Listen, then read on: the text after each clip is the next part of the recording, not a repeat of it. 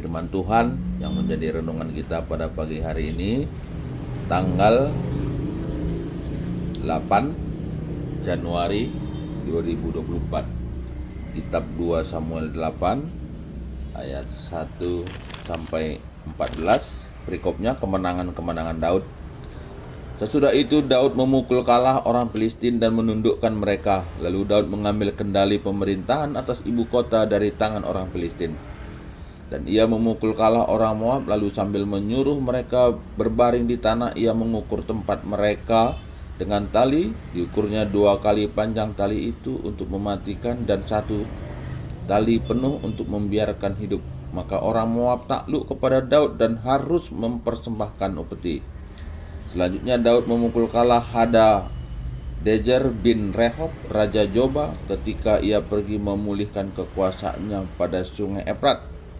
Daud menawan daripadanya 1.700 orang pasukan berkuda dan 20.000 orang pasukan berjalan kaki.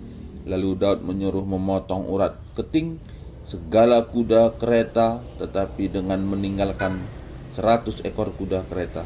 Lalu orang Aram dan dari Damsyik datang menolong Hadadezer, Raja Joba, tetapi di antara orang Aram itu Daud menewaskan 22.000 orang.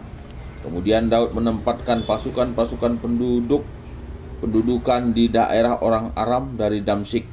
Orang Aram itu takluk kepada Daud dan harus mempersembahkan upeti. Tuhan memberi kemenangan kepada Daud kemanapun ia pergi berperang.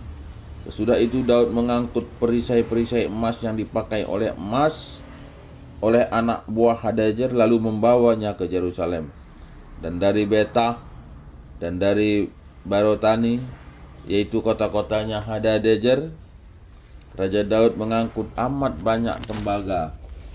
Ketika didengar Tou, Raja Hamat, bahwa Daud telah memukul kalah seluruh tentara Hadadezer, maka Tou mengutus Yoram, anaknya, kepada Raja Daud dan menyampaikan salam dan mengucapkan selamat kepadanya karena ia telah berperang melawan Hadadezer dan memukul dia kalah, sebab Hadadezer sering memerangi Tou.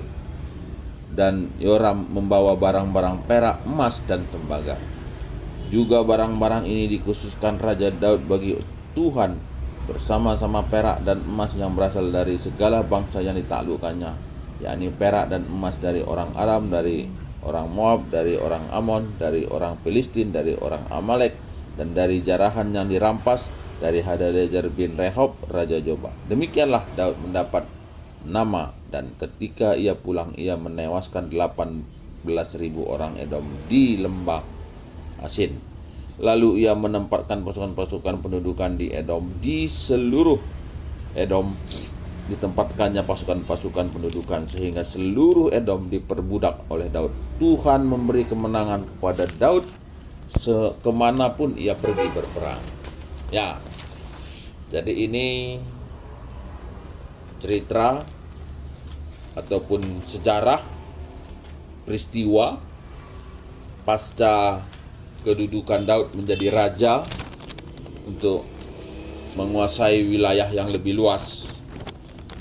Tapi inti dari perikop ini sebetulnya bagaimana Tuhan itu memberi kemenangan kepada Daud kemanapun dia berperang.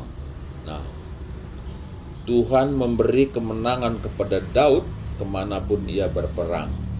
Dan kemenangan ini, kalau kita lihat dari cerita sebelumnya, ya bukan karena Daudnya itu orangnya hebat sakti, atau tentara orang Israel itu hebat atau memang kuat. Lagi-lagi adalah oleh karena ketaatan Daud kepada Tuhan.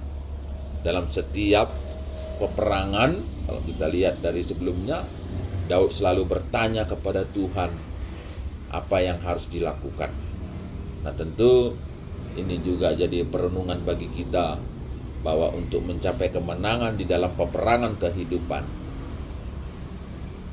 bukan ditentukan oleh seberapa hebatnya kita, bukan ditentukan oleh seberapa perkasanya, tapi ditentukan oleh ketaatan dan iman kepada Tuhan.